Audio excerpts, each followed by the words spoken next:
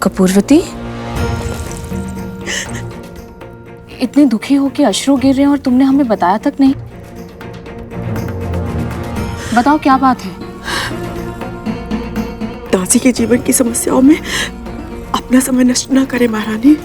कपूरवती, आपके उद्यान भ्रमण का समय हो रहा है महारानी। मैं पंखा झलने वाली को बुलाती हूँ। केवल दासी नहीं हो तुम, हमारी बहन जैसी हो, और तुम जानती हो कि हम तुम्हें ऐसी अवस्था में नहीं देख सकते हैं। बताओ ऐसा कौन सा दुख है जो तुम्हें भीतर ही भीतर खाया जा रहा है? यदि हमारे सामर्थ्य में होगा तो हम तुम्हारा दुख अवश्य दूर करेंगे। जो मैं चाहती हूँ महारानी वो संभव नहीं है। वो सब हम पर छोड़ दो, केवल अपने मन की बात बताओ। दीदी, बचपन से ही मैंने एक स्वप्न देखा है।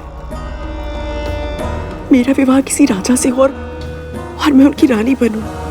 जन्म के बाद से जो कष्ट मैंने सहे, मैं नहीं चाहती कि उनकी छाया भी मेरी संतानों के भाग्य पर पड़े। और इसके लिए मैंने बहुत कुछ सहा, बहुत कुछ सीखा। हर ढंग से अपने आप को किसी राजा के योग्य बनाने का प्रयास किया है मैंने, किंतु मेरे भाग्य ने मेरे परिश्रम को पारिश्रमिक दिया ही नहीं। मैं सेविका बनकर ही रह गई। मेरा एकमात्र स्वप्न अधूरा रह गया, अधूरा रह गया। हमारे रहते ऐसा कभी नहीं होगा। हृदय से बहन माना है तुम्हें, और प्रथा के अनुसार दो बहनों का विवाह एक ही पुरुष के साथ हो सकता है। हम करवाएंगे तुम्हारा विवाह महाराज बुद्धिसेन से। कहीं मेरी आशा टूट ना जाए। आप वचन दीजिए मुझे।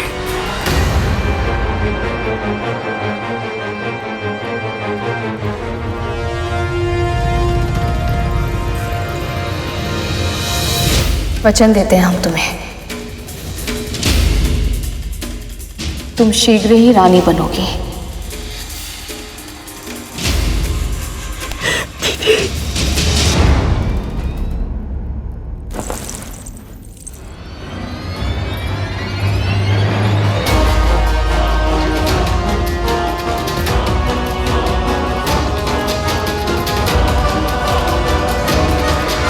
आप ऐसा सोच भी कैसे सकती हैं महारानी? आप अच्छी तरह से जानती हैं कि हम आपसे कितना स्नेह करते हैं, और किसी पराई स्त्री के बारे में सोच भी नहीं सकते। और फिर भी आप चाहती हैं कि हम आपके साथ ये अन्याय करें। क्षमा कीजिए महारानी, हम आपकी ये इच्छा पूरी नहीं कर सकते। हमने कपूरवती को वचन दिया है राजन, आप अपनी पत्नी के वचन का मान नहीं रखेंगे?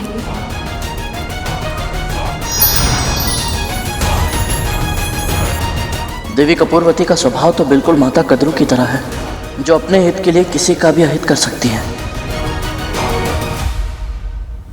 तो राजा बुद्धिसेन से विवाह करने के बाद कपूरवती जब रानी बन गई तो क्या हुआ?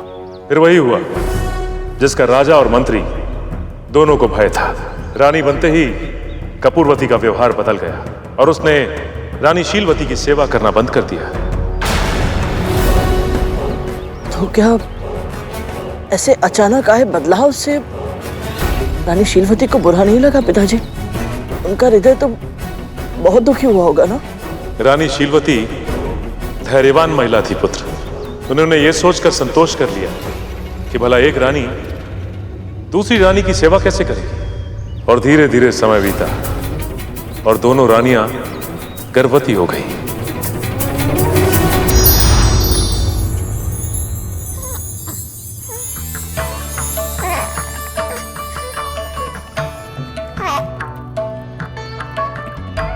क्षमा छोटी रानी, आपका पुत्र गर्भ में ही प्राण त्याग चुका था।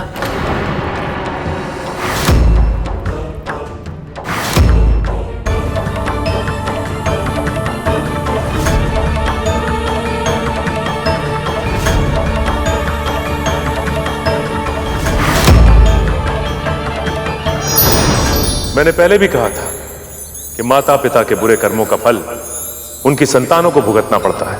इनके साथ भी वैसा ही हुआ। रानी शीलवती के गर्भ से एक के बाद एक स्वस्थ पुत्र जन्म लेते रहे और कपूरवती बार बार मृत संतानों की मां बनती रही। पर इतना सब होने के बाद भी उसे अपनी भूल का आभास नहीं हुआ और समय का चक्र अपनी गति से घूमता रहा।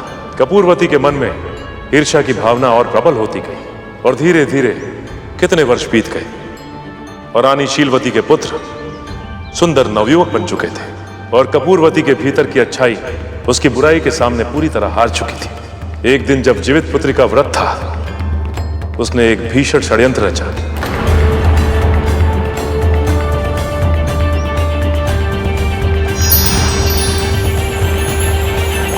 क्या कर रही हो मनोरमा?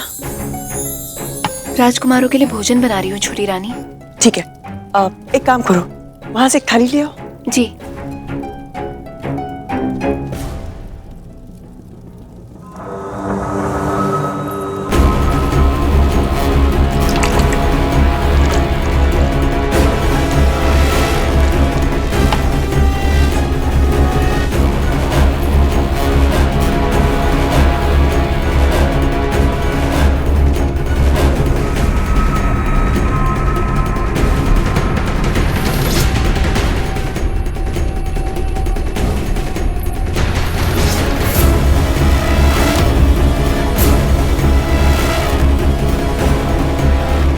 राजकुमार, क्या हुआ राजकुमार? कोई अतिशीघ्र राजवैद्य को बुलाइए, कोई राजन को सूचना दीजिए।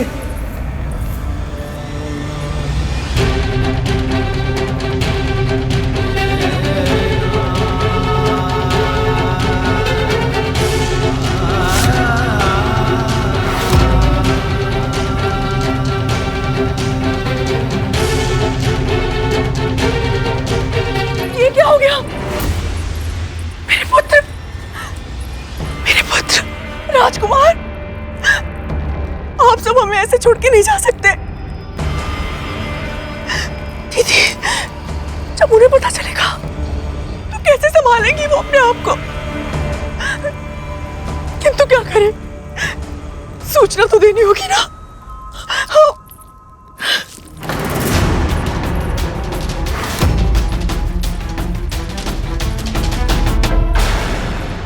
ओम विष्णवे नमः। ओम विष्णवे नमः। ओम विष्णवे नमः।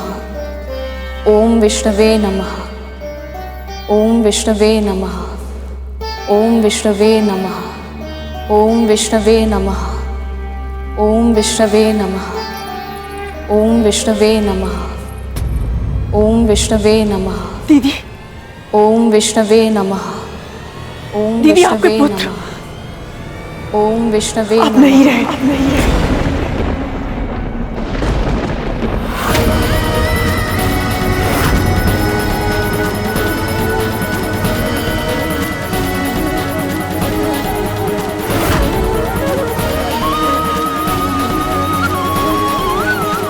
ओम विष्णवे नमः।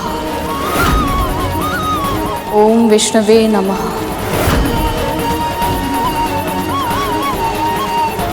दीदी, आप सुन रही है ना? हमारे राज्य का भविष्य, चारों राजकुमार हमें छोड़कर चले गए। ओम विष्णवे नमः। मृत्यु हो गई है उनकी। ओम विष्णवे नमः। ओम विष्णवे नमः।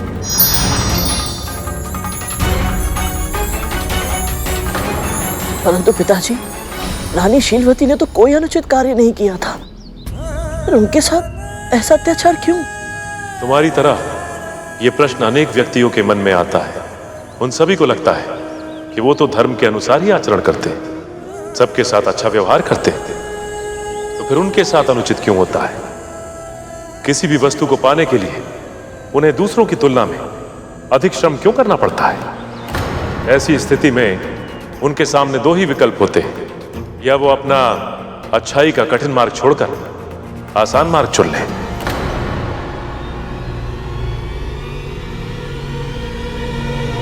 और जो दूसरा विकल्प चुनते हैं गरुड़, उन्हें प्रभु कभी निराश नहीं करते।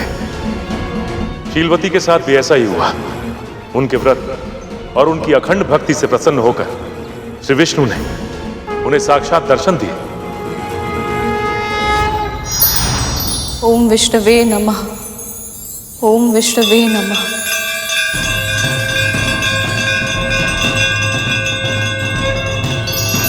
ओम विष्णुवे नमः।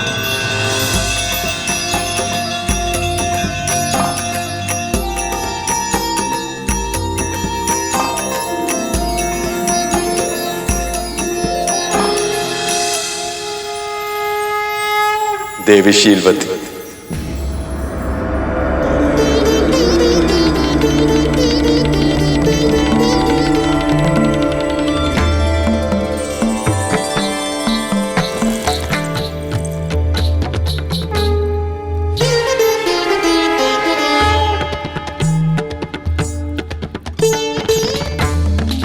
जीवित पुत्रिका व्रत के प्रति तुम्हारी अटूट निष्ठा देखकर मैं प्रसन्न हूं। संकट के समय भी मुझ पर विश्वास रखकर तुमने इस अद्भुत व्रत की महिमा को और अधिक सिद्ध किया है। इसी का परिणाम कि तुम्हारे सभी पुत्र पुनः जीवित होंगे और दीर्घायु होंगे।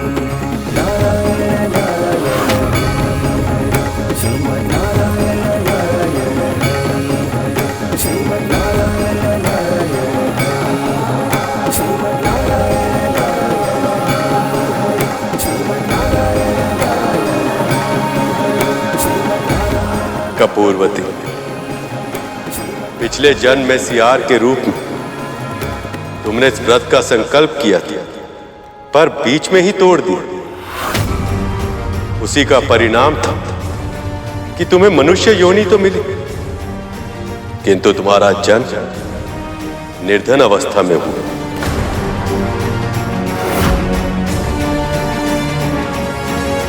उसके बाद भी तुमने इस जन्म में अनेक पाप किए, जिसके फल स्वरूप तुम्हारी सभी संतानों ने तुम्हारे गर्भ में ही प्राण त्याग दी। फिर भी तुम्हारी ईर्ष्या समाप्त नहीं हुई और तुमने शीलवती के पुत्रों के प्राणों को छीनने का षड्यंत्र रचा।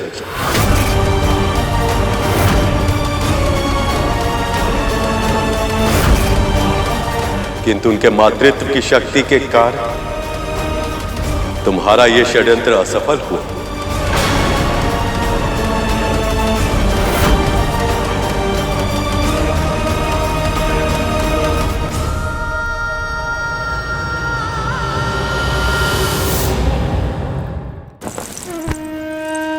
मुझे क्षमा कर दीजिए प्रभु, मुझे क्षमा कर दीजिए।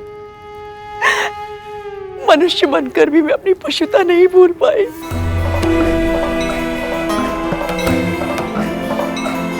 जिसने मेरा जीवन संवारा,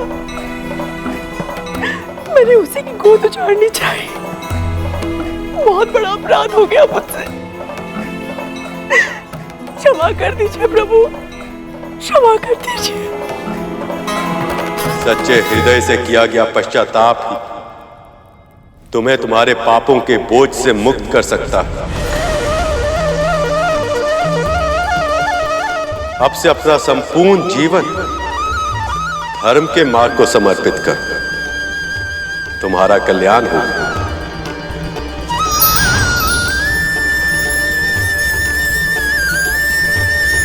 बड़ी माँ भी यदि मन से पश्चाताप कर ले तो शायद नाग भाइयों को जीवन दान मिल जाए।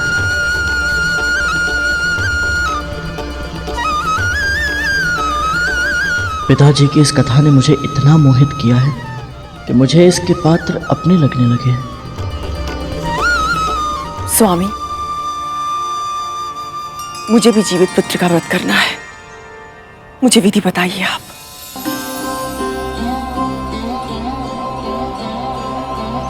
सबसे पहले आप भोर में उठ के स्नान करके स्वच्छ वस्त्र धारण कीजिए।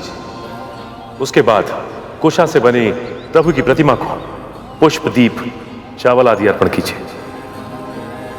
और आप चाहें तो प्रभु की प्रतिमा मिट्टी या गोबर से भी बना सकती। उसके बाद चील और सियार की मूर्ति बनाकर उनके माथे पर लाल सिंदूर का टीका लगाएं। उसके साथ ही देवी को 16 पेड़े और 16 दूब की मालाएं, 16 गांठ का धागा और श्रृंगार का सामान अर्पित कीजिए। फिर आप जीवित पुत्रिका की व्रत कथा सुनिए या कहिए। इस प्रकार जो भक्त इस व्रत को विधि विधान से करते हैं, उनकी सारी मनोकामना पूर्ण होती है। इस व्रत को अश्विनी माह के कृष्ण पक्ष की अष्टमी तिथि को किया जाता है। सप्तमी को नहाय खाए होता है। फिर अष्टमी को निर्जला व्रत रखने के बाद नवमी को सूर्य को अर्घ देकर प्रभु की पूजा की जाती है। और फिर ब्राह्मण को दान देने के बाद मड़ुए की रोटी, नोनी का साग और झोर भात खाकर इस व्रत का समापन किया जाता है। यह बहुत ही कठिन व्रत है कद्रू। इसका पालन केवल तन से नहीं, मन, कर्म, वचन से भी करना पड़ता है। यदि आप इसे सफलतापूर्वक कर पाई तो इन घायल नागों का कल्याण अवश्य होगा।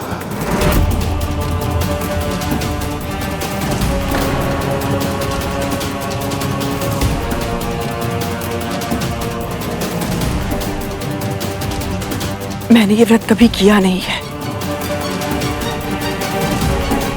मुझे भय लग रहा है कि मुझसे कहीं कोई भूल ना हो जाए।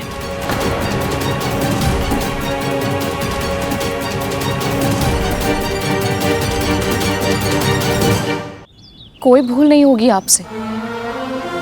मैं भी आपके साथ ये व्रत रखूंगी।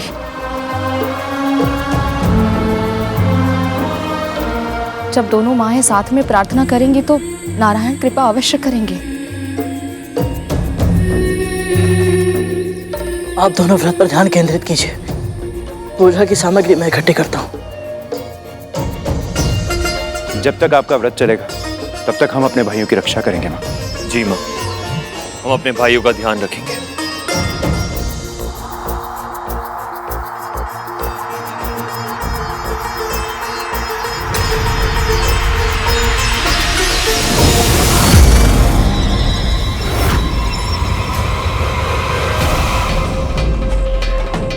एक और इस व्रत का पालन करने में कद्रू के मन में अभी से असमंजस है, और दूसरी ओर यमदूत सांपों के प्राण हरने के लिए प्रतीक्षा कर रहे हैं। मैं आशा करता हूं कि इस व्रत को कद्रू विधि विधान से कर पाए।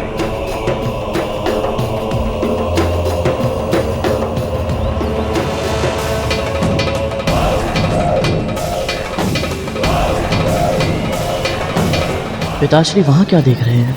मुझे कुछ दिखाई नहीं दे रहा। मुझे जाना होगा।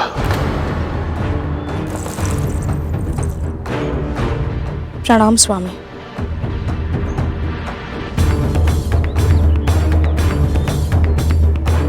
विंता, आपसे मैं आवश्यक चर्चा करनी है।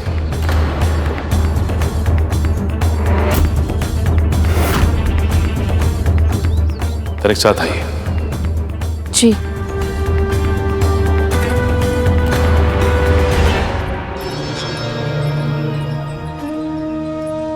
विंता, गरुड़ एक महत्वपूर्ण बालक है। उसका जन्म एक बड़े उद्देश्य के लिए हुआ है। अब उसका दायित्व और भी बढ़ने वाला है। इसलिए आपको निश्चित करना है कि वो कर्म और परिवार दोनों के बीच में संतुलन बना पाए, क्योंकि अब शीघ्र ही गरुड़ को एक बहुत महत्वपूर्ण कार्य सौंपा जाएगा। कौन सा कार्य स्वामी? प्रभु विष्णु और मां लक्ष्मी को मिलाने का कार्य।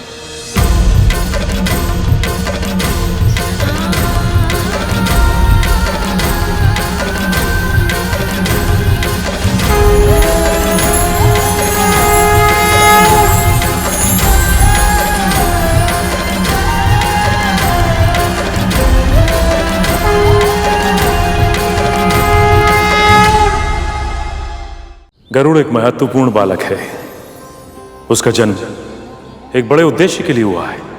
अब उसका दायित्व और भी बढ़ने वाला है, क्योंकि अब शीघ्र ही गरुड़ को एक बहुत महत्वपूर्ण कार्य सौंपा जाएगा। कौन सा कार्य स्वामी? प्रभु विष्णु और मां लक्ष्मी को मिलाने का कार्य है।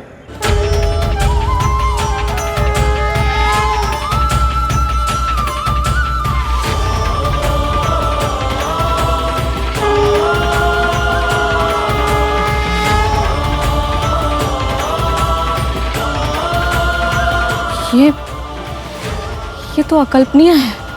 ये इच्छा गरुड़ ने स्वयं प्रकट की थी कि वो विष्णु और लक्ष्मी के मिलन में सहयोग दे पाए। भैया, क्या कोई ऐसा उपाय है जिससे मैं इन दोनों को फिर से एक कर पाऊं? यदि वैकुंठ में सच्चे हृदय से इच्छा व्यक्त की जाए तो अवश्य पूरी होती है। शीघ्र ही लक्ष्मी जी को वापस लाने के लिए समुद्र मंथन किया जाएगा और गरुड़ को उसमें अपना योगदान देना होगा।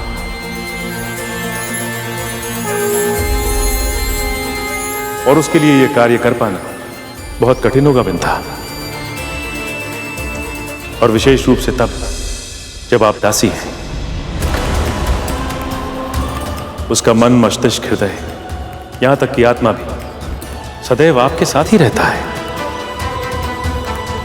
और आपकी मुक्ति भी समुद्र मंथन के बाद ही संभव हो पाएगी। इसके अतिरिक्त समय आने पर गरुड़ की कुंडलिनी शक्ति भी जागृत होगी, जो उसे सर्वशक्तिमान बना देगी। और उसके बाद ही वो बन पाएगा संपूर्ण धर्म योद्धा।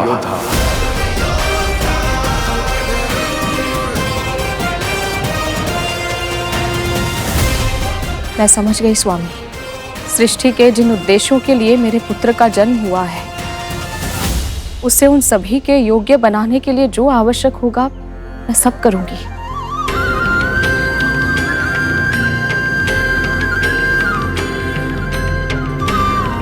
आपका कल्याण हो विंता।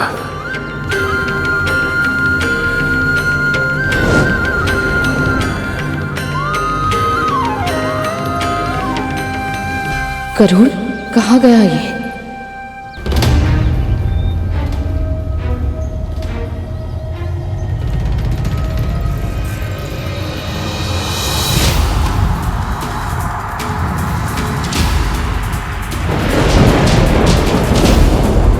कौन है वो जिसके होने का आभास ही मुझे इतना आशंकित कर रहा है?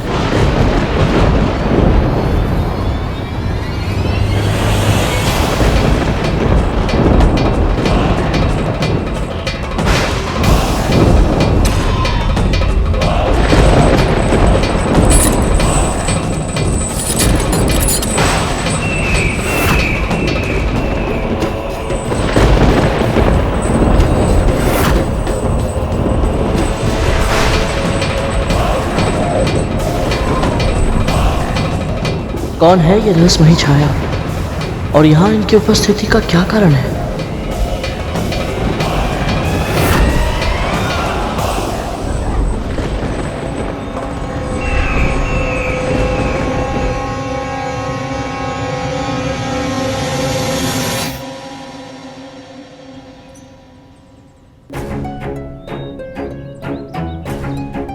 यहाँ क्या कर रहा है तू?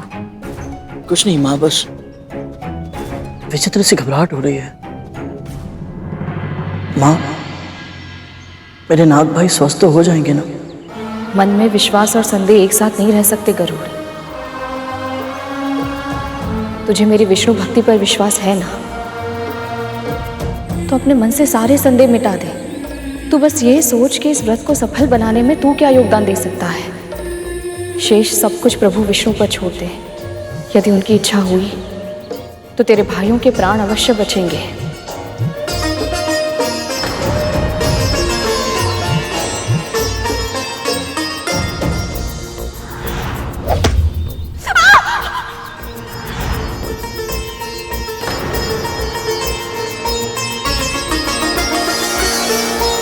माँ,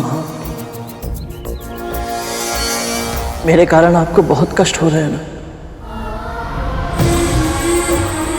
उन अभागों के कष्ट की तुलना में मेरा कष्ट कुछ भी नहीं है गरुड़।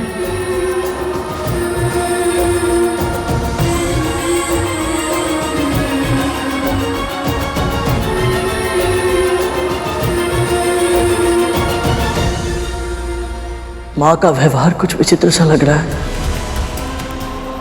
निश्चित ही वो मुझसे निराश है, क्योंकि नागों की ये अवस्था मेरे कारण हुई है।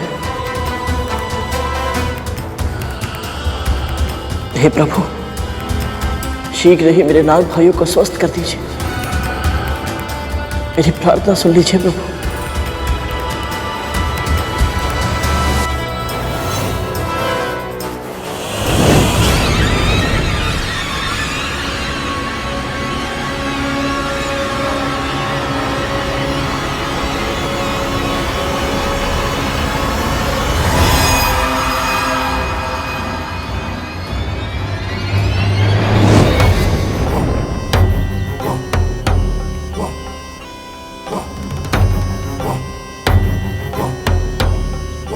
इस बार संकट में केवल ये नहीं है, बल्कि पूरा महल दुख की काली छाया से घिर चुका है। और इसका कारण है वो गरुड़। मुझे शीघ्र ही ये सूचना माता को देनी होगी।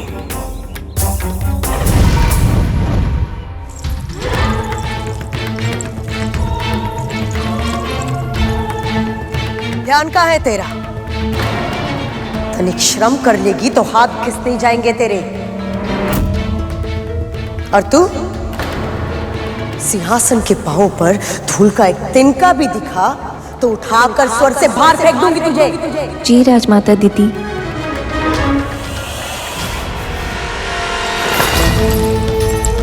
इतने वर्षों तक हमने देवराज इंद्र के लिए सिंहासन को स्वच्छ किया है, परंतु उनसे भी कभी ऐसे वचन सुनने को नहीं मिले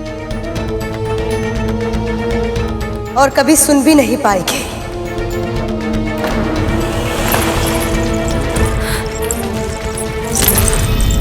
अच्छी तरह से जानती हूं मैं कि तुम सब मन ही मन यही प्रार्थना करते हो कि तुम्हारे देवराज इंद्र इस सिंहासन पर फिर से लौट आए।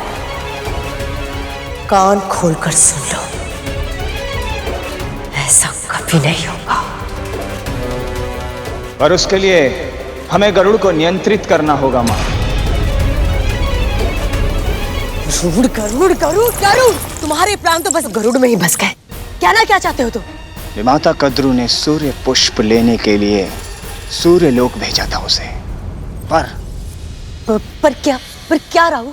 पर गरुड़ उनके नागपुत्रों को साथ लेकर सूर्य लोक का नाम लेकर शनि ग्रह ले गया, जहां शनि देव की वक्र दृष्टि उन पर पड़ गई और अब अर्धमृत होकर पड़े हुए हैं विमाता कद्रू के सामने। पूरा महल गूंज उठा था उनकी चित्कार से। राहु, तुम सत्य कह रहे हो? हाँ माँ, हमारे पिता ने कद्रू और विंता दोनों विमाताओं को जीवित पुत्र का व्रत करने के लिए कहा है, पर उन नागों की दशा देखकर मुझे ऐसा लगता है कि उनके प्राण नहीं बचेंगे और बचने भी नहीं चाहिए। यदि उसके नागपुत्र यमलोक पहुंच गए तो कद्रू और उसके अन्य नागपुत्र गरुड़ को नहीं छोड़ेंगे। या तो शेष बचे नाग गरुड़ को डस लेंगे, या तो फिर गरुड़ उन पर आक्रमण कर अपने पंजों से उन्हें नोच लेगा। इस युद्ध का परिणाम चाहे कुछ भी हो, पर इस युद्ध में हमारा एक शत्रु अपने प्राण अवश्य खो बैठेगा। और ऐसा ही हो, इसके लिए मुझे निश्चित करना होगा कि विंता और कद्रू का जीवित पुत्र का व्रत सफल ना हो। उसके अर्धमृत नाग पूर्ण रूप से मृत हो जाए।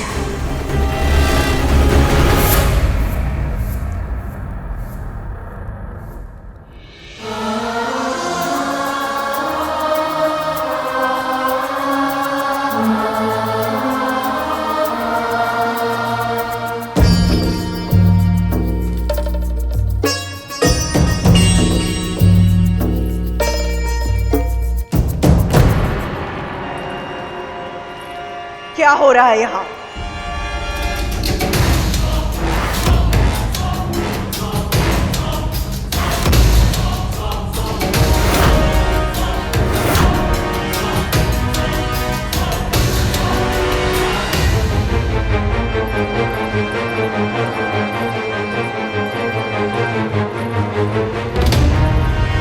मुझे लगा धृत कुमारी का ये लेप इनकी जलन में सुधार लाएगा।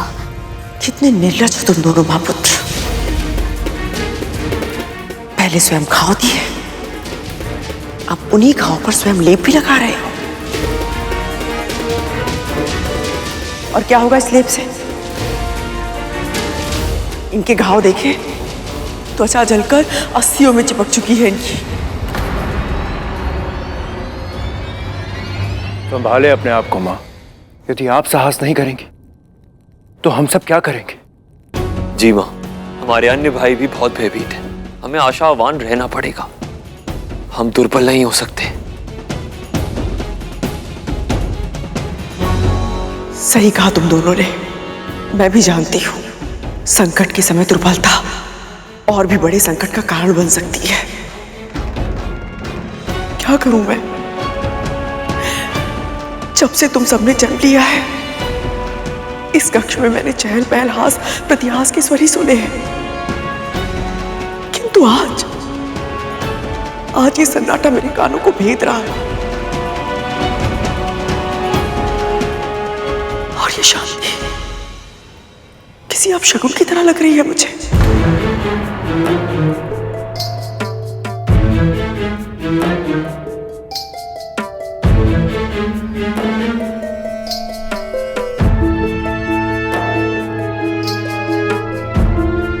दे मुझे।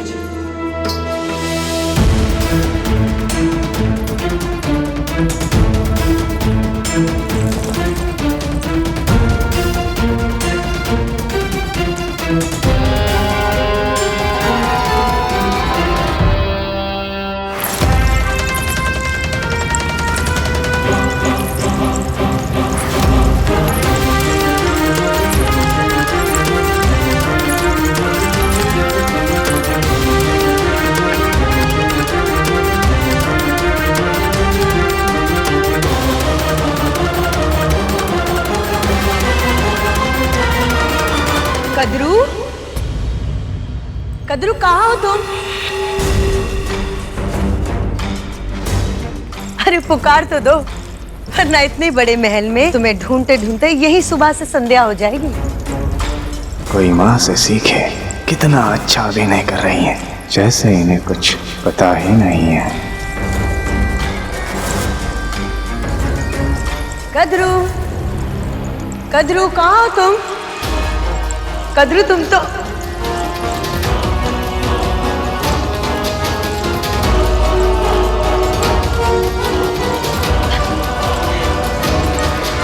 क्या बात है, आज पूरा परिवार इकट्ठा है।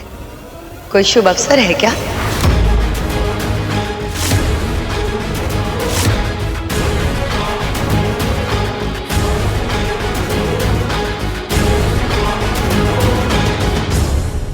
तुम यहाँ अचानक कैसे? कद्रू, मैं जब भी आती हूँ तुम मुझसे यही सवाल करती हो। अब तुम ही मुझे बताओ, क्या एक बहन दूसरी बहन से मिलने नहीं आ सकती? और तुम्हें तो मेरा स्वभाव अभी तक पता चल जाना चाहिए कि संकट और दीदी बताकर नहीं आते।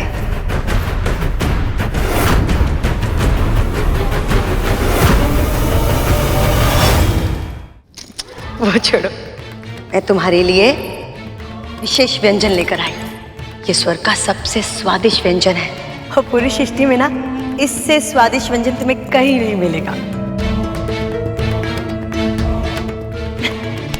बातों बातों में बताना ही भूल गई कि मैं एक शुभ समाचार देने आई थी। वो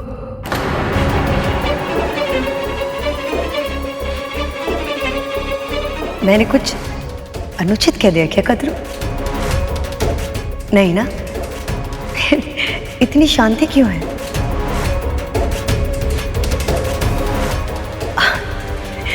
वो तुम्हारे शेष पुत्र किधर है? उनसे कहो कि उनकी दीदी माँ आई है।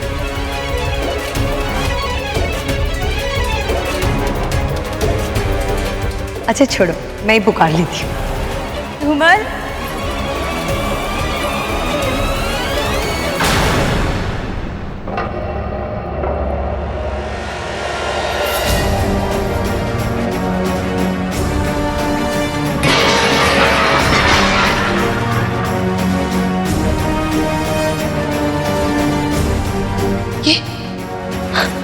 ये क्या हुआ इनके साथ? क्या हो गया मेरे भतीजों को? किसने की? किसने की मेरे भोले भाले बच्चे की ऐसी दशा? कद्रू, क्या हुआ मेरे भतीजों को? बिल्कुल मृत समान हो चुके, क्या हुआ इन्हें? कोई कुछ जवाब क्यों नहीं देता? मैं कब से पूछ रही हूँ, क्या किया, किसके कारण हुआ ये? राहु, इसी क्षण असुर सेना को बुलाओ। जिस किसी ने मेरे भतीजों के साथ ये किया है, मैं उसे जीवित नहीं छोड़ूंगी, प्राण ले लूंगी मैं उसके। मेरे भोले भाले से बच्चे, किसने किया ये? किसके कारण हुआ है? ये सब मेरे कारण हुआ है।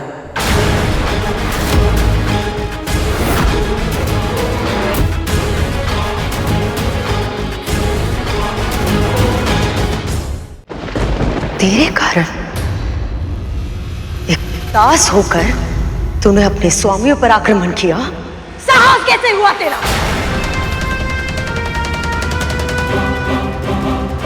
गरुड़ ने आक्रमण नहीं किया दीदी। अगर इसने नहीं किया तो किसने किया? इनकी ये दशा कैसे हुई? रक्षक कालिया, क्या कर रहे थे तुम? अपने भाई की सुरक्षा नहीं कर सकते थे? तिथि माँ, वो हम दोनों। मैंने गरुड़ को सूर्य लोक भेजा था सूर्य पुष्प लाने के लिए।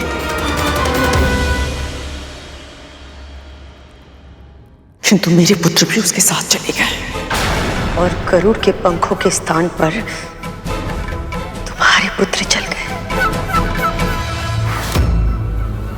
क्यों कद्रू? क्यों किया तुमने ऐसे? क्यों जाने दिया अपने पुत्र को? तिथि माँ, हमें तो पता ही नहीं था। पता नहीं चला? तुम्हारी दृष्टि के सामने ये दास तुम्हारे पुत्र को अंतरिक्ष में उड़ा के लेकर चला गया और तुम्हें पता नहीं चला?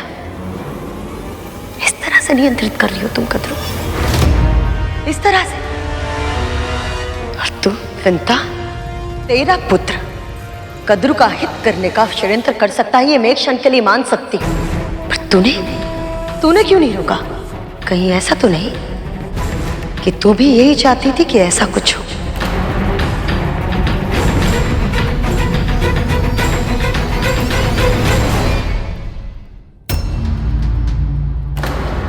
नहीं, मां ऐसा सोच भी नहीं सकती। संभव है, और यह भी संभव है कि इसने सबके मस्तिष्क में ऐसी छवि इसलिए बनाई हो ताकि ये कोई भी षड्यंत्र करे और कोई कल्पना भी ना कर पाए कि ये ऐसा सोच सकती है। कद्रू, तुम्हें नहीं लगता कि तुमने एक दासी पर अधिक ही विश्वास कर लिया है? कद्रू मेरी बहन, मुझे तो इस बात की चिंता हो रही है कि अब तुम क्या करोगी? तुम्हारे पुत्र को देखो, मुझे तो भाई लग रहा है कि ये जीवित भी हो पाएंगे या नहीं। दीदी,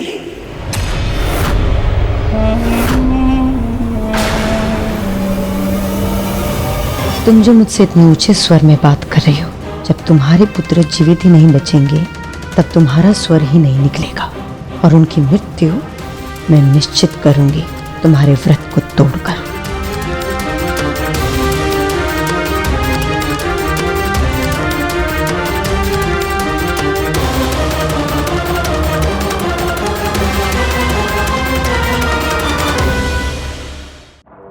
हमारे पुत्र को देखो, मुझे तो भाई लग रहा है कि ये जीवित भी हो पाएंगे या नहीं। दीदी,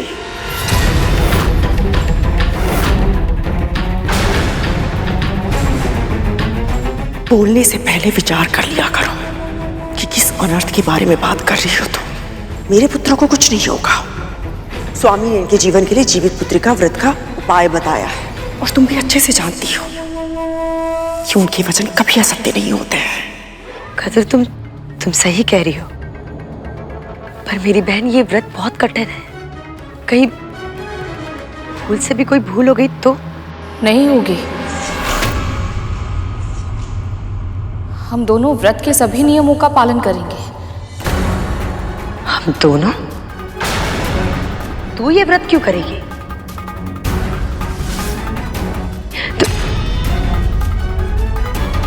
अच्छा, समझ गई। क्योंकि तुम भयभीत है। ये नाग अगर स्वस्थ हो गए तो कद्रू को बता देंगे कि इन पर आक्रमण तेरे पुत्र गरुड़ ने किया है, और फिर तेरे पुत्र की रक्षा कौन करेगा? और इसने स्वामी के सामने भी ऐसा ही स्वांग किया होगा कि तुम्हारे पुत्र की ये व्रत रखेगी। इसे केवल अपने पुत्र की चिंता है, तुम्हारे पुत्रों की नहीं।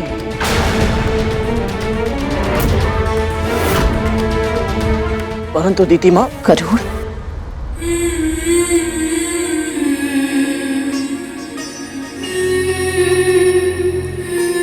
महारानी, कल व्रत आरंभ होने से पहले महल की स्वच्छता और शुद्धिकरण बहुत आवश्यक है। भूल से भी यदि कोई अपवित्र वस्तु महल में रह गई तो व्रत भंग हो जाएगा। ठीक है, तुम दोनों जाके बाहर की झाड़ पोंछ कर लो, और हाँ, रसोई घर भी स्वच्छ कर लेना। जी।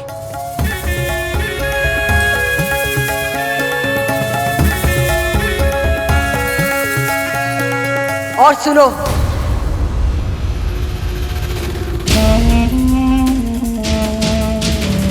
ध्यान रखना कि कोई भूल से भी भूल ना हो जाए।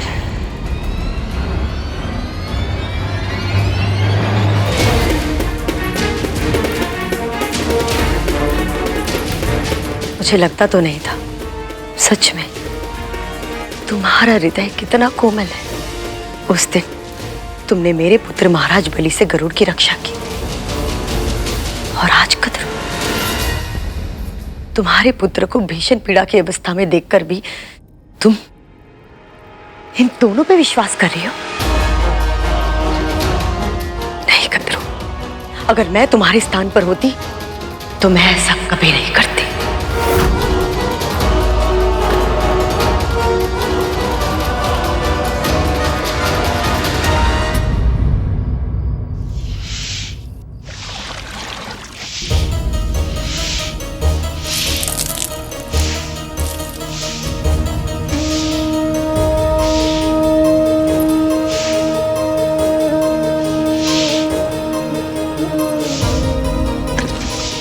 लाइए माँ, मुझे दीजिए। नहीं, रहने दे, मैं स्वयं कर लूंगी।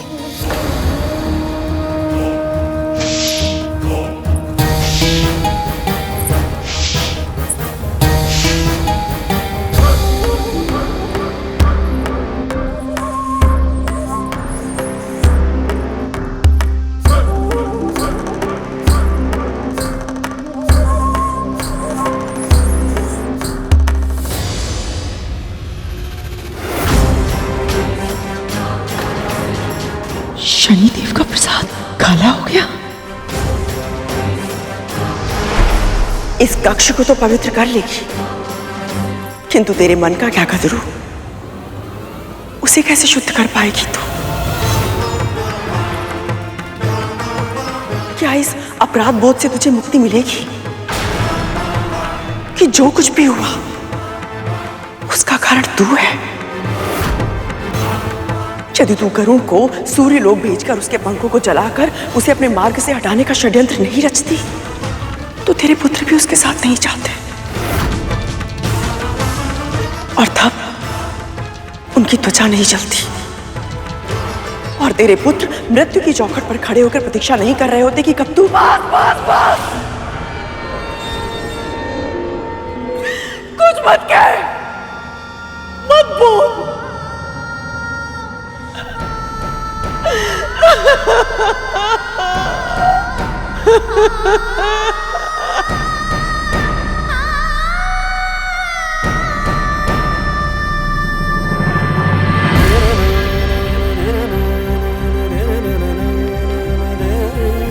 कालिया, क्यों सता रहे हो इन्हें? दे दोगे? आप बोलते हो तो दे देता हूं। लो।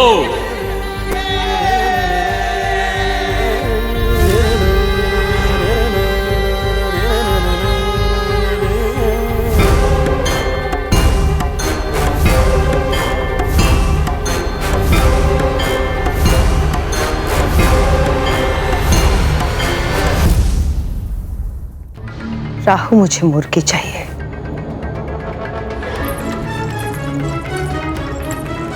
और मुर्गी पकी हुई चाहिए। और हाँ, ध्यान रखना, विंता और गरुड़ को इस बात की भनक नहीं लगनी चाहिए। अच्छा, बस अभी गया और अभी आया माँ।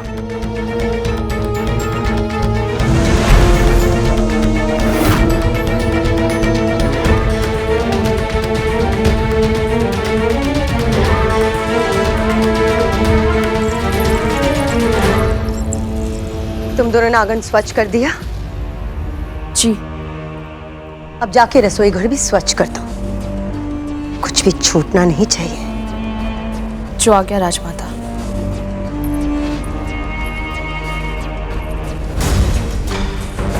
वैसे तुम्हारे रसोई घर को स्वच्छ करने का कोई अर्थ नहीं होगा, क्योंकि तुम्हारे उस स्थान को अशुद्ध करने की योजना मैं पहले ही बना चुकी हूँ।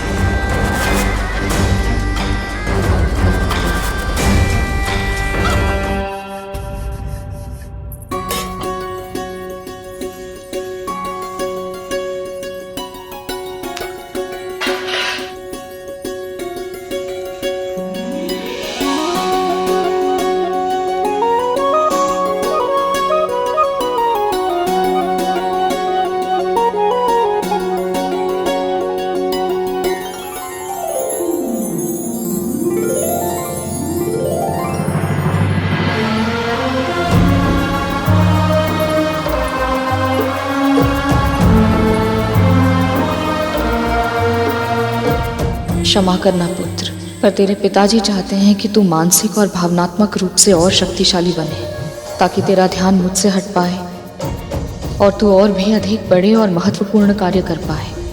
पर इसके पहले, सबसे पहले मुझे स्वयं को थोड़ा कठोर बनाना होगा।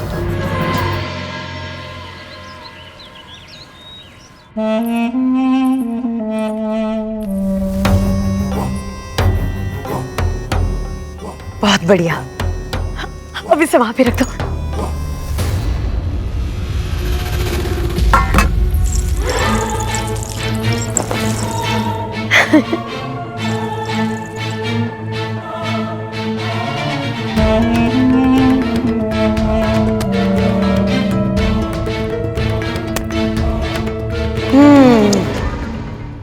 शुद्धिकरण की प्रक्रिया अब पूरी हुई। आपकी चाल अब समझ में आई माँ। जब नाग माता कद्रू को पता चलेगा कि रसोई घर में मांस और अस्थियां बिखरी हुई हैं, तब तक बहुत देर हो चुकी होगी। इसे स्वच्छ करने का समय भी नहीं मिलेगा उन्हें, और ऐसे में उनका व्रत आरंभ होने से पहले ही भंग हो जाएगा। और ये व्रत भंग होते ही चित्रगुप्त के बही खाते से कद्रू के पुत्रों का नाम कट जाएगा, और उसी के साथ साथ उसके जीवन की डोर भी कट जाएगी। कल भोर में सूर्य उगने से पहले ही तू कुशा तोड़ लाना। स्नान के बाद सबसे पहले मैं उससे प्रभु विष्णु की प्रतिमा बनाऊंगी, और फिर गोबर से चील और सियार की। एक प्रश्न, प्रतिमा बनाने के लिए कुशा और गोबर का प्रयोग क्यों किया जाता है? वेदों के अनुसार घास के सभी प्रकारों में कुशा सबसे अधिक शुद्ध और सबसे शक्तिशाली है। आदिकाल से ही महान ऋषियों द्वारा तपस्या के आसन के रूप में उसका उपयोग किया जा रहा है। उनके तेज और ऊर्जा के कारण कुशा के हर तिनके में बड़े से बड़े कवच से अधिक शक्ति होती है। यहाँ तक कि मृत्यु को भी लंबे समय तक रोक पाने की क्षमता होती है कुशा में। और जहाँ तक गोबर का प्रश्न है, उससे उत्तम खाद और कुछ है ही नहीं गरुड़। तन के भीतर की कोशिकाओं को सड़ने या नष्ट होने की प्रक्रिया को रोकने का गुण होता है गोबर में। जब उसे सुखाकर उस पर घी डालकर उसे जलाया जाता है तो वातावरण शुद्ध हो जाता है और चारों ओर जीवन की आभा फैल जाती है।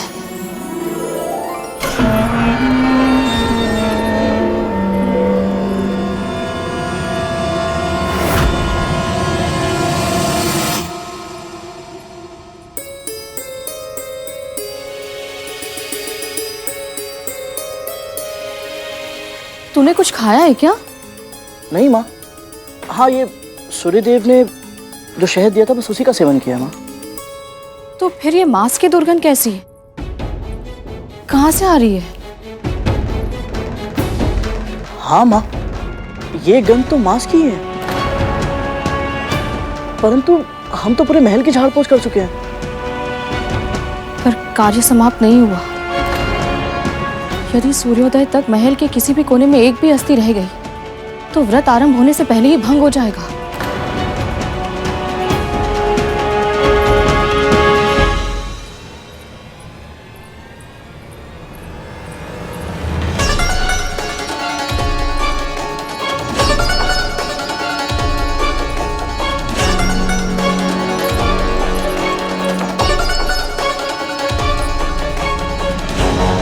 ये माँ पुत्र की नाक कुछ अधिक ही निर्भर है। इससे पहले कि ये मेरी चाल व्यर्थ कर दे, मुझे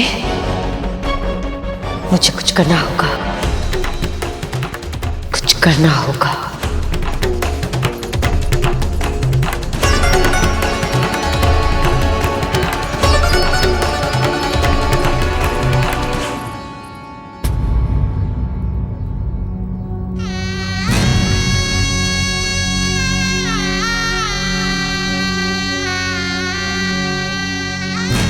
देखिए माँ, हम आपके लिए क्या लाए हैं। दुनिया के सबसे अनोखे, दुर्लभ और मूल्यवान रत्न। परसों जब व्रत समाप्त होगा मैं इसे ही पहनूंगी, ताकि जब मेरे पुत्र स्वस्थ होकर लंबी निद्रा से जागे तो अपने दिए इस उपहार को मुझे धारण किए देखकर बहुत प्रसन्न हो जाए।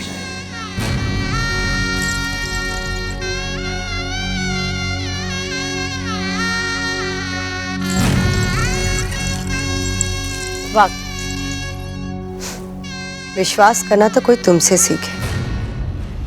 तुम यहाँ आभूषण चुन रही हो और वहां वो विंता और गरुड़। क्या हुआ? क्या हुआ?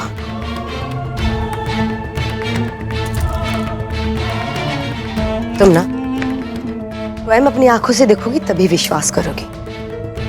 चलो मेरे साथ आओ।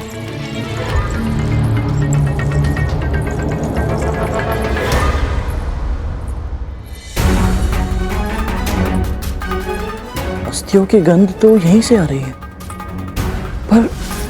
पर यहाँ तो सब स्वच्छ ही है। अवश्य ही हमें कोई भ्रम हुआ होगा। एक क्षण मां।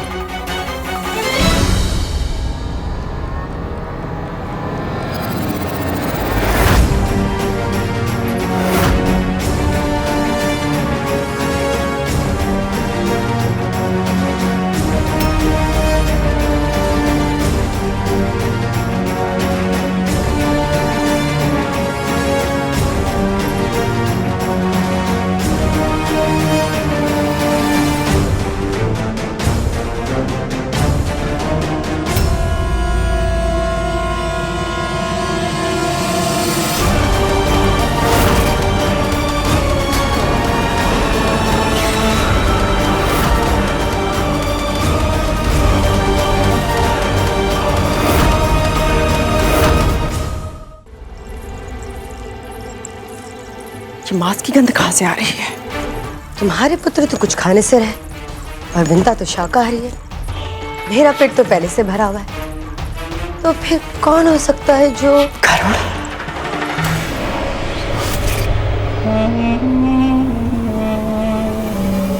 गरुड़।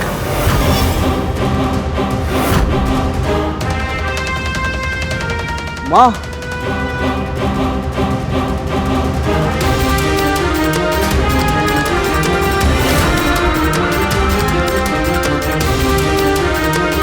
इतनी सारी अस्थियां कहां से आई है? मेरे पुत्र गजासुर और सिंह मुखम को तो जीवित ही निकल गया था। स्वयं विचार करो कद्रू, इस पक्षी के लिए व्रत करना, भूखे रहना संभव है?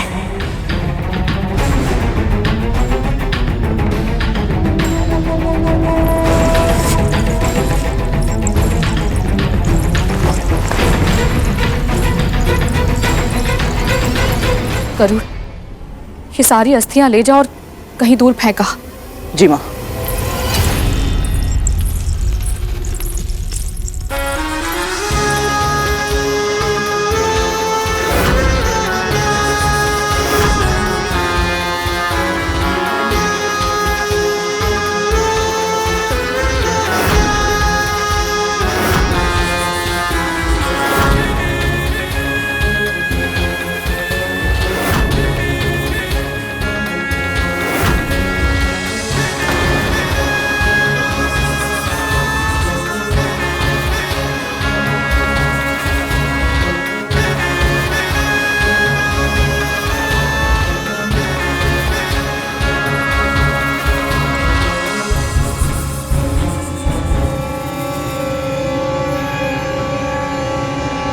पेट की अग्नि इतनी तीव्र है कि सूर्य की अग्नि में जल रहे मेरे पुत्रों की पीड़ा भी भूल गया तू। इस स्थिति में तुझे भूख भी कैसे लग सकती है? नहीं महारानी, इनका सेवन मैंने नहीं किया है। तूने नहीं किया तो कि मैंने किया है।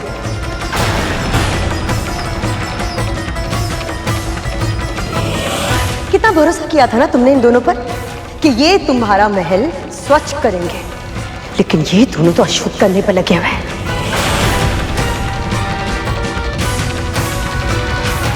ताकि तुम्हारा व्रत सफल ना हो और इन दोनों को तुमसे प्रतिशोध लेने का मौका मिल जाए, है ना? असत्य कहकर आप इस महल का अपवित्र कर रही हैं दीदी माँ।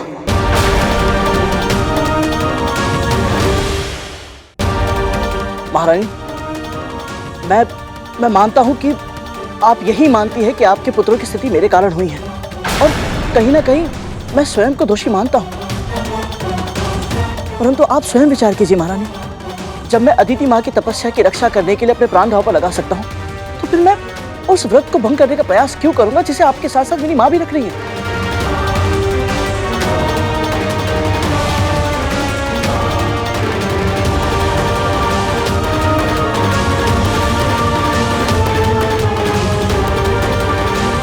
ये सब तो बस करूं, अब और कुछ नहीं कहेगा तू।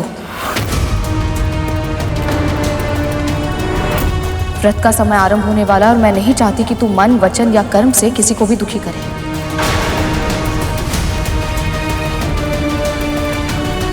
परंतु स्मरण है ना, व्रत में जितना महत्व स्थान शुद्धि का है, उतना ही तन और मन का शुद्ध होना आवश्यक है।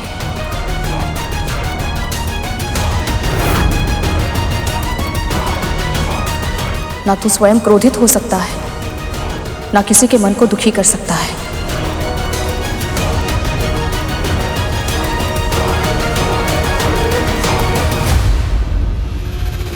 इस स्थान को फिर से स्वच्छ कर लो। और हाँ, गंगा जल छिड़क देना। यदि भूल से भी कोई अशुद्धि हो गई हो तो वो पवित्र हो जाए।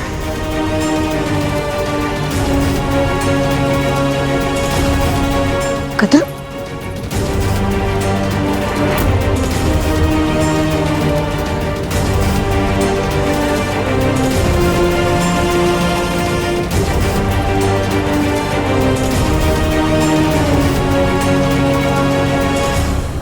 ये सब अवश्य ही दीदी माँ का षड्यंत्र है, किंतु क्या माँ को मेरी बात पर विश्वास होगा कि उनकी स्वयं की बहन इतना घिनौना कार्य कर सकती है?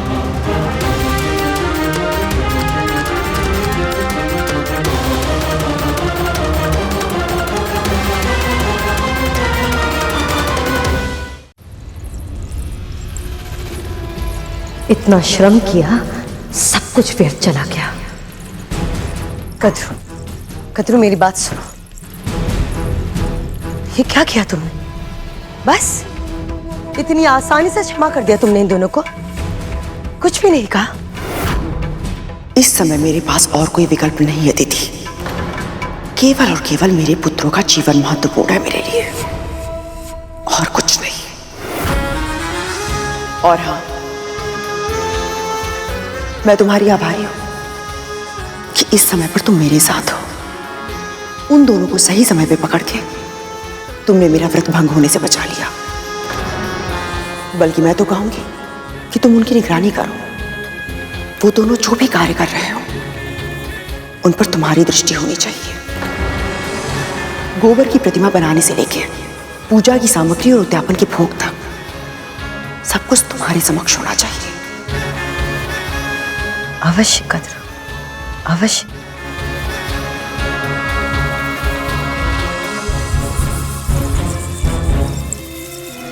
अब सारी जिम्मेदारी मेरी है, तो अब ना ये अनुष्ठान होगा और ना ही ये पूजा होगी। और मैं ये निश्चित करूंगी कि इस सब का दोष गरुड़ पे ही जाए। माँ, मैंने इनका सेवन नहीं किया। जानती हूं मैं। तो फिर आप ये भी जानती होंगी कि इन अस्थियों पर जो दांतों के चिन्ह है वो किसी असुर के ही हो सकते हैं। हाँ।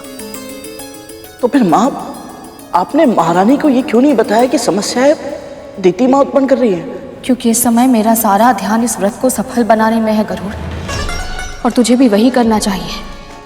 कद्रू दीदी मानसिक रूप से ऐसी स्थिति में नहीं है कि वो ये समझ पाए कि कौन उनका हितैषी है और कौन शत्रु। इस समय उनका अपराधी तू है गरुड़, क्योंकि नाग तेरे साथ गए थे और सुरक्षित नहीं लौटे। इस समय उन्हें यह समझाना असंभव है कि तू निर्दोष है।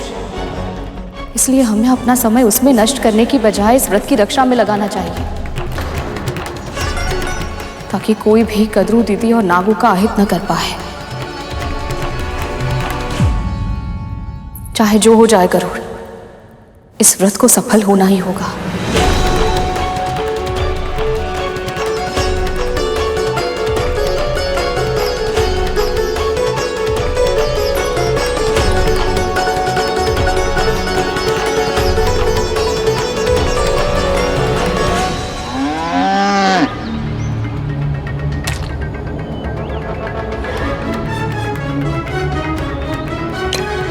इसे भी करने में वर्ष लगाओगी क्या? शीघ्र करो, कद्रू स्नान करके आती होगी। माँ, कितनी दुर्गंध आ रही है। आपकी योजना क्या है? कल आपने मुर्गी उठवाई, आज आप गोबर उठवा रही हैं। अरे आप यहाँ गरुड़ के प्राण लेने आई थी या मुझे दंड देने? तुम्हारे प्राण बस रहे थे ना गरुड़ में, तुम ही लेके आए थे सूचना, तुमने ही मुझे उकसाया है ना। अब मैं जैसा कह रही हूँ उसे चुपचाप करो। राहु, कोई आ रहा है। तुम जाओ यहाँ से, जाओ।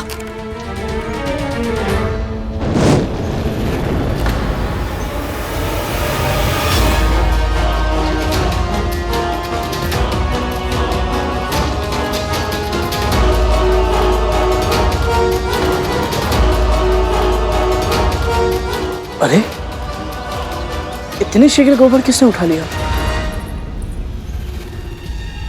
कितना भोला बन रहा है।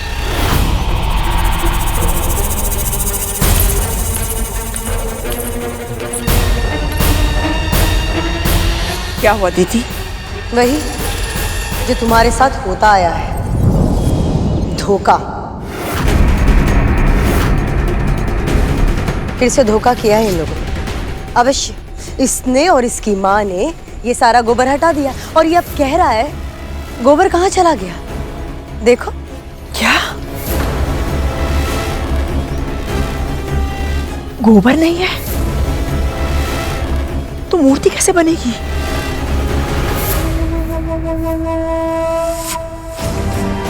क्यों क्यों कर रहा है तू मेरे साथ ऐसा? मेरे पुत्रों के प्राण लेना चाहता है तू? हाँ महारानी, आप चिंतित मत होइए, मैं अभी कोई प्रबंध करता हूँ। सहायता करने का कैसे स्वांग रच रहा है ये। कद्रू, पूजा का समय आरंभ होने को है। यदि सही समय पर व्रत आरंभ नहीं किया तो क्या पता इस व्रत का फल तुम्हें मिल पाएगा या नहीं, तुम्हारा ये व्रत सफल हो पाएगा क्या नहीं।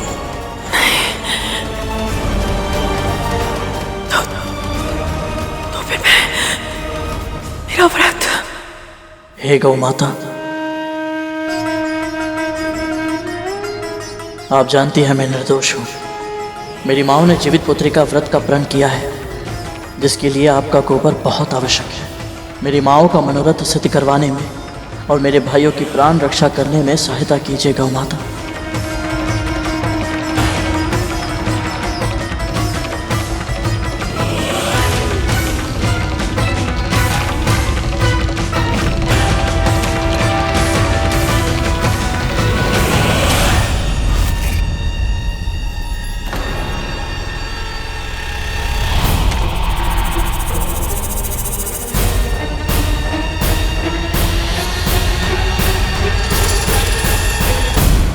हे गौ माता, आपने मेरी प्रार्थना सुन ली।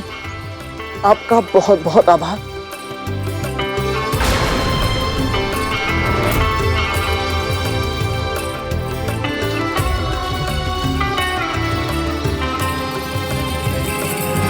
ठहरो दीदी,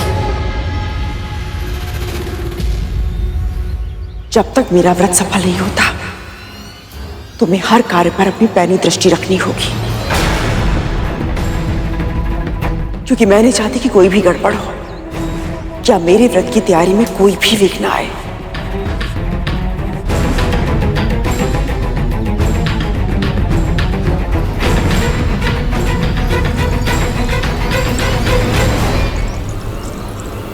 मैं गरुड़ को इस प्रकार मेरी योजना विफल करने नहीं दे सकती।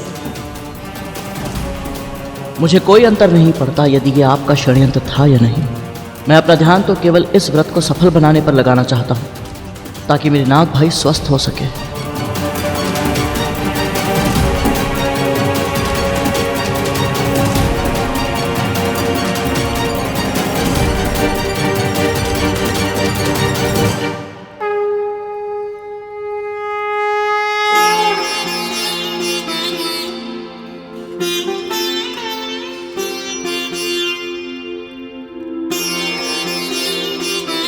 लीजिए महारानी, ये अंतिम मूर्ति भी पूर्ण हुई।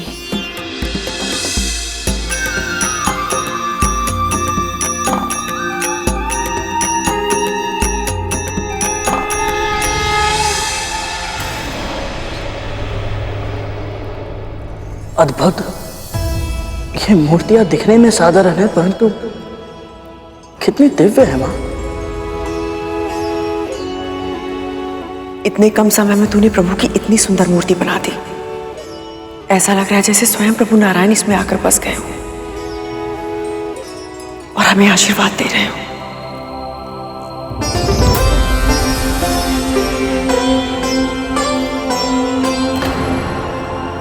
ये तो आपके मन के अच्छे भाव हैं दीदी, और सच कहूं तो जिस तरह से आपने स्वयं को इस व्रत के लिए तैयार किया है, उसे देखने के बाद मुझे कोई शंका नहीं है कि हम दोनों का ये व्रत अवश्य ही सफल होगा और आपके घायल पुत्र शीघ्र ही स्वस्थ हो जाएंगे।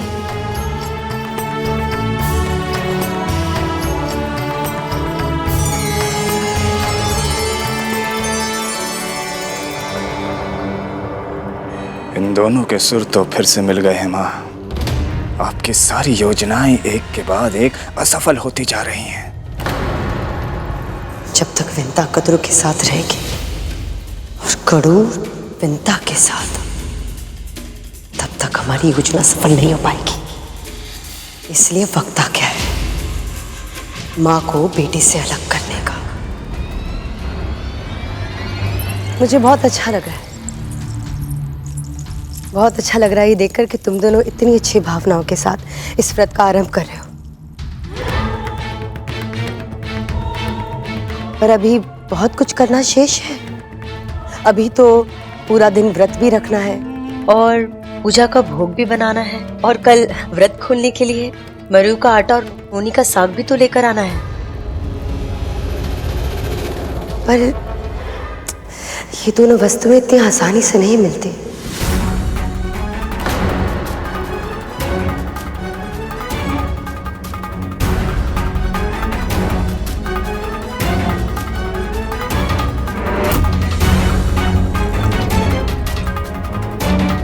मैं लाऊंगा।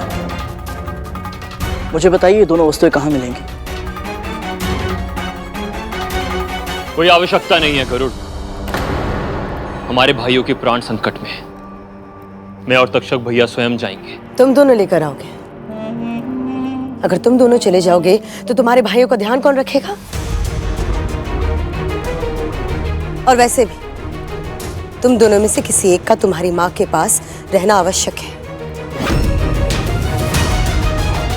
तभी तो शांति से पूजा में ध्यान केंद्रित कर पाएगी। तालिया, दीदी सही कह रही है। आप सब चिंता मत कीजिए, गरुड़ कोई त्रुटि नहीं करेगा। आपके साथ साथ मैं भी तो ये व्रत कर रही हूँ। तो फिर बस तय हुआ। गरुड़, तुम्हें पूर्वी दिशा में 7 पहाड़ों को पार करके एक गांव मिलेगा। वहां पे तुम्हें सोमदत्त नाम का व्यक्ति मिलेगा। उसी के पास तुम्हें मरु का आटा मिलेगा। बस वो जा कर ले आओ। और नूनी का साग कैसे लाना है मैं तुम्हें बाद में बताऊंगी, ठीक है? आज्ञा दीजिए।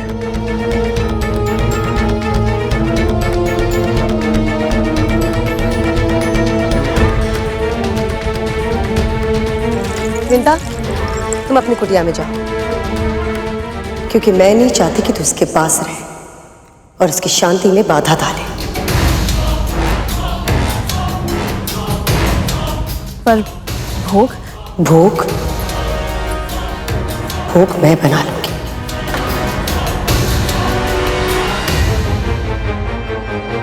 जा यहां से।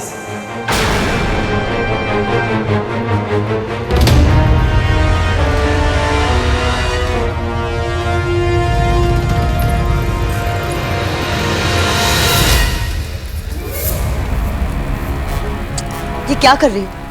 देखो चूल्हे में तो बिल्कुल भी लकड़ी नहीं है। इस तरह से खाना बनाओगी तुम? जाओ लकड़ी लेके आओ। जाओ यहां से।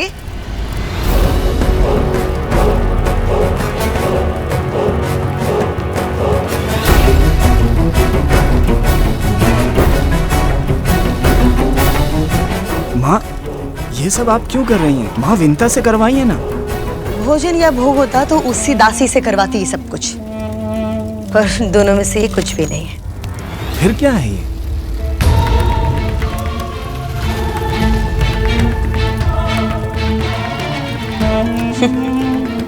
प्रलोभन है ये, विशेष जड़ी बूटी है। इसे मैं इस व्यंजन में मिला रही हूं। इसकी सुगंध से तो स्वयं देवता भी अपने आप को रोक नहीं पाते हैं। तो सोचो कद्रू का क्या होगा? कद्रू तो वैसे भी अपने लोभ को नियंत्रित करने में सक्षम नहीं है। तो सोचो जब इस खाने की सुगंध आएगी तो फिर वो कैसे खींची चली आएगी, बिल्कुल वैसे ही जैसे पीन बजाते नाक खींचे चले आते हैं। और इस समय माँ विंता भी माँ कद्रू के साथ नहीं है। वो अपना व्रत स्वयं ही तोड़ देगी। वाह, क्या योजना बनाई है माँ। पर आपने गरुड़ को इस साधारण से कार्य के लिए क्यों भेजा है माँ? राहु, कितनी बार समझाया तुम्हें। दीदी जो कहती है वो करती नहीं, और जो करती है वो होता नहीं।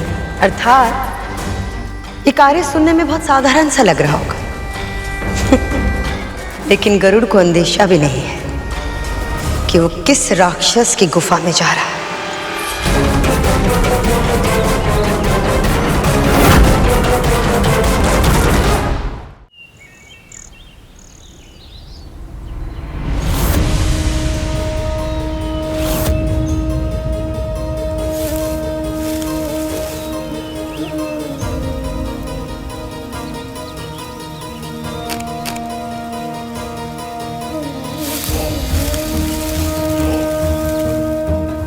विचित्र सी शांति है हर ओर, पर क्यों?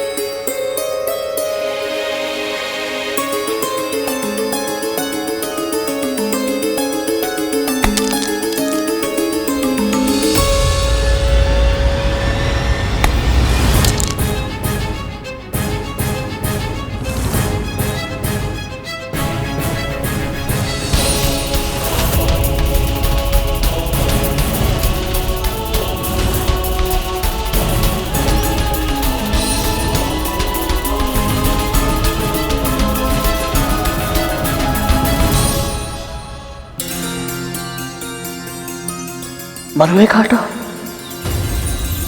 आटा तो सामने ही है, परंतु बिना आज्ञा के कैसे ले जाऊं? ये तो चोरी होगी।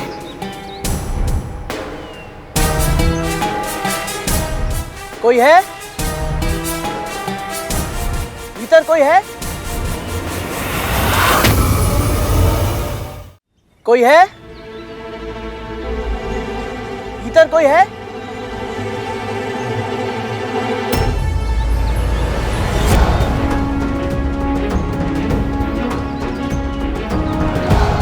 यहाँ क्यों आए हो?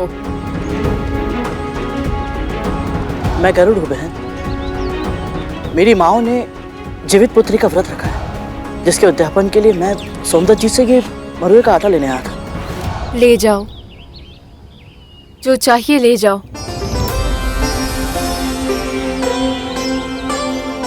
आप कौन है बहन? मैं सोमदत्त की पत्नी हूँ।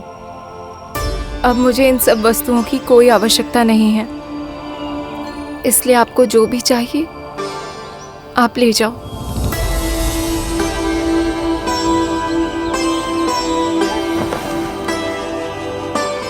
इनका कोई निजी कारण होगा, मुझे अधिक पूछताछ नहीं करनी चाहिए। वैसे भी सूर्यास्त से पहले वापस भी तो पहुंचना है।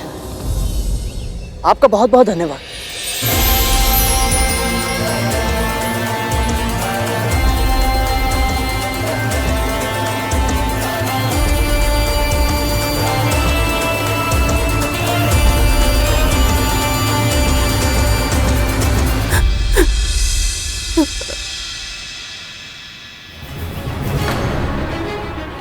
क्या बात है बहन? आप रो क्यों रही हैं? मुझे बताइए, हो सकता है मैं आपकी कोई सहायता कर पाऊं। भैया, उन्हें बचा लीजिए, मेरे स्वामी को बचा लीजिए। वो राक्षस उन्हें अपनी गुफा में लेकर गया है।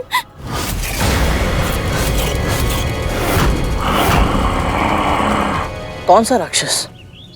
और ये गुफा कहाँ है? पीछे वाली पहाड़ी पे एक काली गुफा है भैया। उस गुफा में एक भयानक राक्षस रहता है। जब भी वो बाहर निकलता है, किसी न किसी को घसीट के अपने साथ अंदर ले जाता है। फिर वो मानव कभी नहीं निकलता।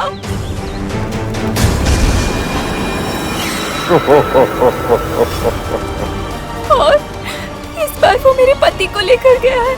भैया, मेरे पति को बचा लो। चिंता मत कीजिए बहन, मैं आपके पति को सुरक्षित वापस ले आऊंगा।